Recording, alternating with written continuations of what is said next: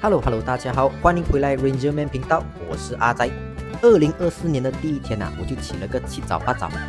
没有错，今天就带大家来到 Southstream Johor Bahru 的门店，看看有什么样的好康，或者有什么样有性价比的东西值得推荐给大家的吗？Southstream 从它的名字你就可以猜得到，它是一家做 Android Player， 还有音响，还有 Soundproofing， 总之跟 Sound 有关系的东西他们都有做。至于地点的话，新山人应该都懂啦，对面看过去就是大马路，马路的对面就有麦杜嘎，还有这个 Goodyear 的打压店。然后这个 Southstream 的门店是你在红青灯正对面就可以直接看到了的，你在 Waze 里面打 Southstream JB 就会直接带你来到这边了的。地点是非常容易找的啦，招牌都这样大个了，总共有4间店，其中1间就是这个他们的 showroom， 就先带大家来看看一下。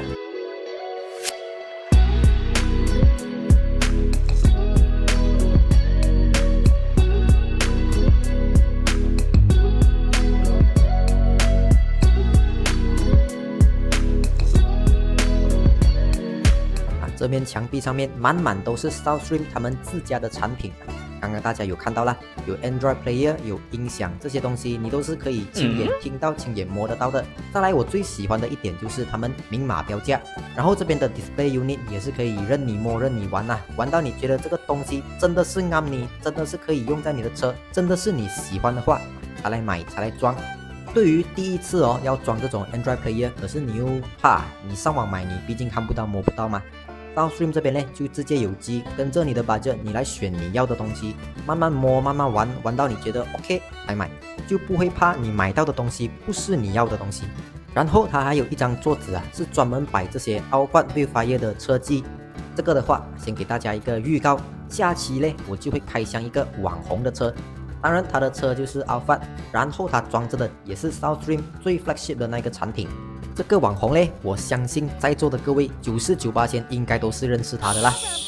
再来这个音响我也跟大家分享一点 tips 其实音响就是上下的一个波动而已嘛。可以看到这个 Southstream 它的喇叭波动的那个幅度、那个空间非常大，这个原装车的喇叭波动的幅度就很小。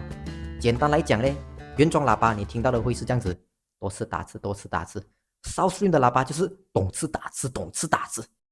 简单的看过 Southstream 的这个 showroom， 接下来我们就来看看今天的主角，它就是这辆 Myvi 神车。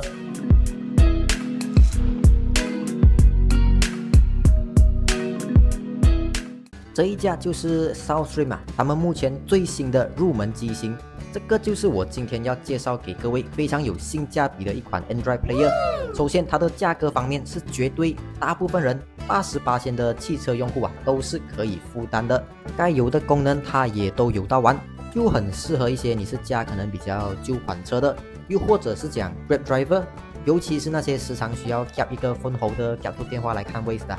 这架机就非常适合你们尺寸方面的话，它是有9寸跟10寸今天这一架就是直接10寸。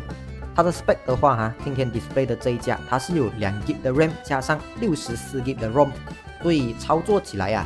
以入门机型来讲已经是非常够用，也非常顺滑，不会有那种 lag 的感觉你们有买过那种便宜的 Android Player 就知道啦，用起来有时候真的是你会很 back check 的，lag 这个东西就足够让到你很 back check 了的。操作页面也不会复杂，所有东西都是大个的 logo， 大个的字，一目了然。它的function方面基本上就是一家 tab 来的它直接都在你的车上罢了嘛。Play Store Google Chrome 这些东西，电话有的东西它都可以做到啦。当然也包括大家最常用到的 Waze、Spotify 这些都是可以从 Play Store 下载的嘛。再来它还有 DSP 可以去调你如果你对音质是很有需求的人，就可以自己去 customize 一个适合你的风格你的声音如果你是平时自己一个人开车，你要把那个声音比较集中在 driver way 也是可以，即使它是一架入门机型，这些东西它都做得到。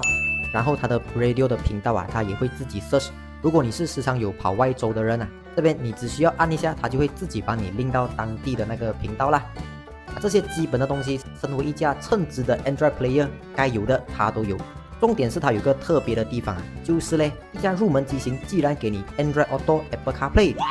这个东西就真的有惊喜到我因为这个 Android Auto Apple CarPlay 其实也是现在用户大部分都需要，也是最常会用到的。这个东西好用的地方肯定就是你在用 Waze 的时候啦。现在我先大概 demo 一下这个 Apple CarPlay 给大家看一下，就真的是很方便啦 ，Spotify 啊，甚至如果你是会时常要看讯息的，有 WhatsApp 有 WeChat 这些，你都可以看得到，有语音你也可以听得到，然后它也可以分屏啊，一个屏幕一半给你来看 Waze， 一半你来调你要听的歌，花小小的钱有大大的享受，不值得咩？不歹咩？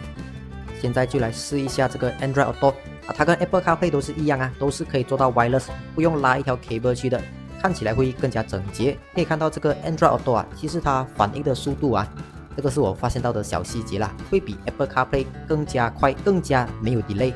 这个就没有办法啦，如果你是 Apple 用户，又想要零 delay 的话，就可以借一条 cable 咯。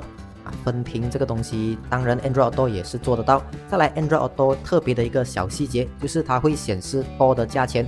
这个 Apple CarPlay 就不会显示，这个就是小小的细节，小小的差异啦。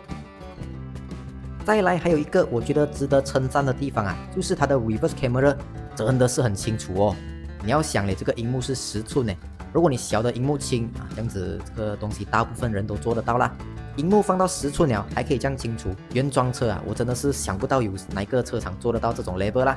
这个当然也是归功于它本身的 reverse camera， 用的也是 Southstream 自己的产品，所以的话，他们的匹配度肯定就是 perfect 的。不是讲我用的 Android 机是一个牌子，然后这个 reverse camera 又去外面随便找另外一个牌子的跟你斗下去，这样子东西肯定是同样一个牌子的东西来得更加好啦。还有一个功能啊，也是在同等价位里面的 Android Player 我没有看到过的，它的 Dashcam 可以直接连接到这个 Player 上面。首先它的画质是 2K， 这个大家也可以看到。然后这个 Dashcam 方面啊，当然用的也是 Southstream 自己家的牌子，画质都是非常 OK 啦，非常清楚。前后我都觉得是非常够用。Dashcam 的用处就是要拍得到车牌，只要所有东西看到清楚，